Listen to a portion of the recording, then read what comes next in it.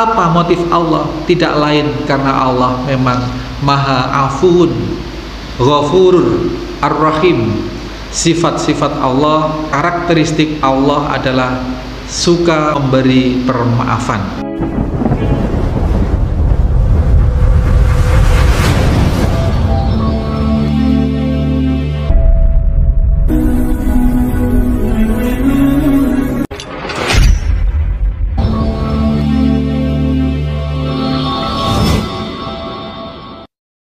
Assalamualaikum warahmatullahi wabarakatuh. Innal hamdalillah nahmaduhu wa nasta'inuhu wa nastaghfiruh wa na'udzu billahi min shururi anfusina wa min sayyiati a'malina may yahdihillahu fala mudilla lahu wa may yudlil fala hadiyalah. Asyhadu an la ilaha illallah wahdahu la syarikalah. Asyhadu anna Muhammadan abduhu wa rasuluhu la nabiyya ba'da. Allahumma salli wa sallim wa barik ala Muhammadin wa ala alihi wa sahbihi wa mawala. Qala Allah ta'ala, ya ayyuhalladzina amanu taqullaha haqqa tuqatih wa la tamutunna illa wa antum muslimun. Wa qala Allah ta'ala, ya ayyuhan nasu taqu rabbakum alladzi khalaqakum min nafsin wahidah wa khalaqa minha zawjaha wa batha minhuma rijalan katsiran wa nisaa'a wattaqullaha alladzi tasaaluna bihi wal arham innallaha kana 'alaikum raqiba. Amma ba'du, fa innal asdaqal hadis kitabullah ta'ala wa khairun hadayi hadi Muhammad sallallahu alaihi wasallam wa syarrul umur muhdatsatuha. Ma'asyiral muslimin, bapak-bapak, ibu-ibu jamaah Masjid Al-Muslimun dan segenap pemirsa dimanapun Anda berada, rahimani wa rahimakumullah. Kita masih pada penjelasan hadis yang ke-15. Rasul sallallahu alaihi wasallam telah memberikan narasi, memberikan satu gambaran yang bisa ditangkap oleh akal kita, yakni kegembiraan manusiawi yang paling tinggi. Kegembiraan seseorang yang telah menemukan kembali hartanya atau kendaraannya atau perbekalannya, ontanya yang hilang di tengah padang pasir yang luas. Ke utara tidak berbatas, ke selatan tidak kelihatan batas, ke timur, ke barat tidak kelihatan batas. Ontanya di situ membawa perbekalan yang sangat menentukan. Kegembiraan seseorang di mana nyawanya tertolong atau terhindar dari kematian semacam ini adalah kegembiraan yang sangat paripurna untuk ukuran manusia. Nah, Allah Subhanahu wa ta'ala ini memperbandingkan kegembiraan seperti itu, kegembiraan yang paling besar yang bisa dirasakan oleh manusia. Allah Subhanahu wa ta'ala ketika mendapati seorang hambanya yang bertaubat, kegembiraannya melebihi itu. Rasul sallallahu alaihi wasallam seolah ingin menyatakan bahwa farah Allah Subhanahu wa ta'ala, kegembiraan Allah Subhanahu wa ta'ala ini tidak bisa tergambarkan dan memang tidak akan pernah bisa tergambarkan oleh akal manusia. Ketika Allah sangat gembira dengan taubat kita, meskipun Allah tidak butuh taubat kita, maka apabila kita bertaubat kepada Allah Subhanahu wa ta'ala, artinya kita membuat Allah senang. Nah, kalau Allah kita sudah buat senang, pasti Allah itu akan lebih senang kepada kita, akan memberikan respon yang lebih besar dari sekedar yang kita berikan. Gembira banget. Nah, kemudian kalau Allah sudah gembira, sudah mencintai kita, nanti kan kita ketemu dengan hadis qudsi bahwa apabila Allah sudah mencintai hambanya, maka aku akan jadi matanya untuk melihat, aku akan jadi telinganya untuk mendengar, aku akan jadi kakinya untuk berjalan, aku akan jadi tangannya untuk bekerja.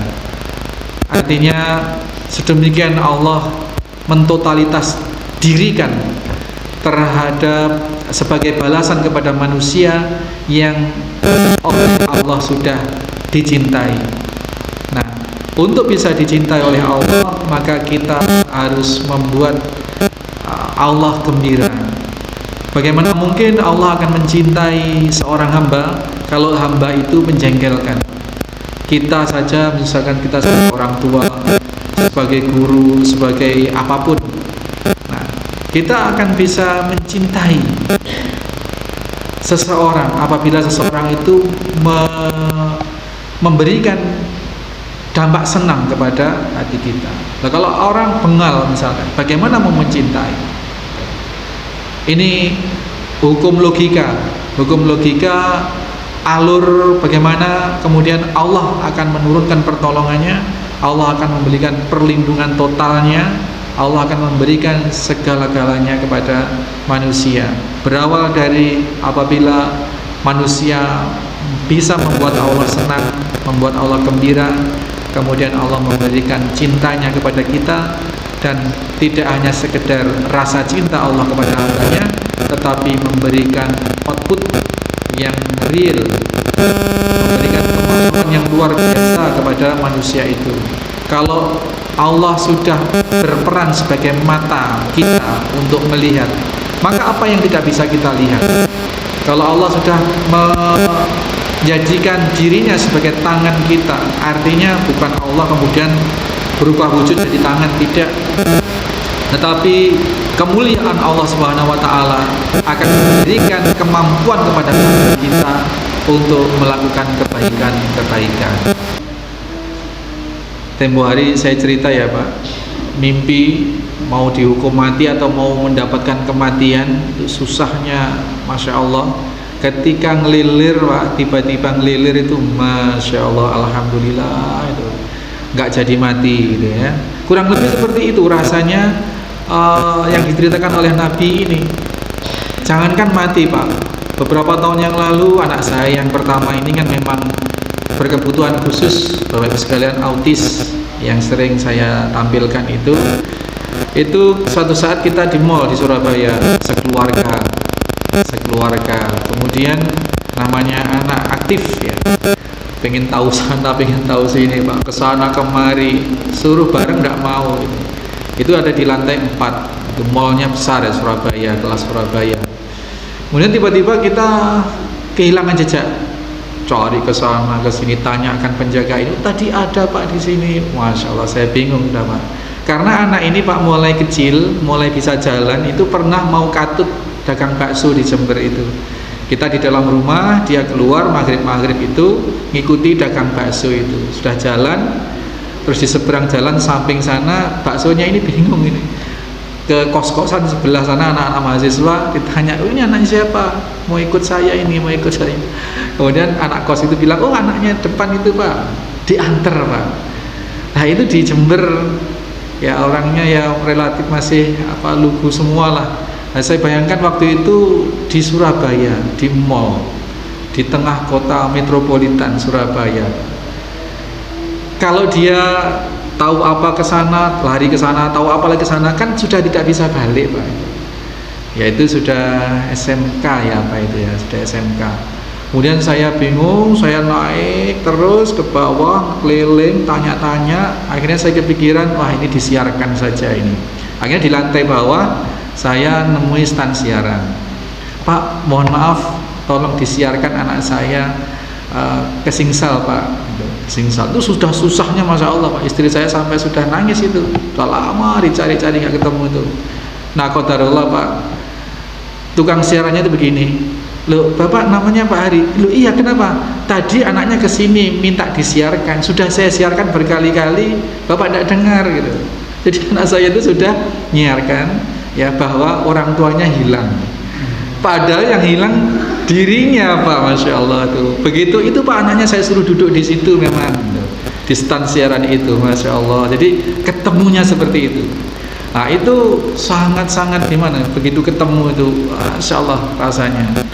Nah Nah, ini menggambarkan kegembiraan manusia yang sedemikian punya batas.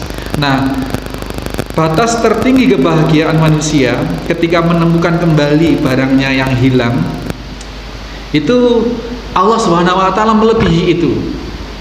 Nah, sekarang pertanyaannya, berarti apakah Allah itu butuh terhadap pertobatan kita? Kemarin sudah kita sitir satu hadis, kalau manusia ini tidak berbuat dosa seluruhnya, maka Allah akan menyelesaikan kehidupan ini, dikukut, kemudian dihadirkan kaum yang baru yang berbuat dosa, kemudian dia bertaubat. Bu, Allah sangat senang, karena sangat senangnya Allah menerima pertaubatan. Pertanyaannya, apakah Allah itu butuh ditaubati? Nah, Allah Subhanahu wa taala tidak membutuhkan sesuatu pun dari makhluk, Pak. Tidak butuh apapun. Bahkan digambarkan seandainya, tetapi tidak mungkin. Makanya pakai kata lau. Lau itu apabila, tetapi yang sifatnya mustahil.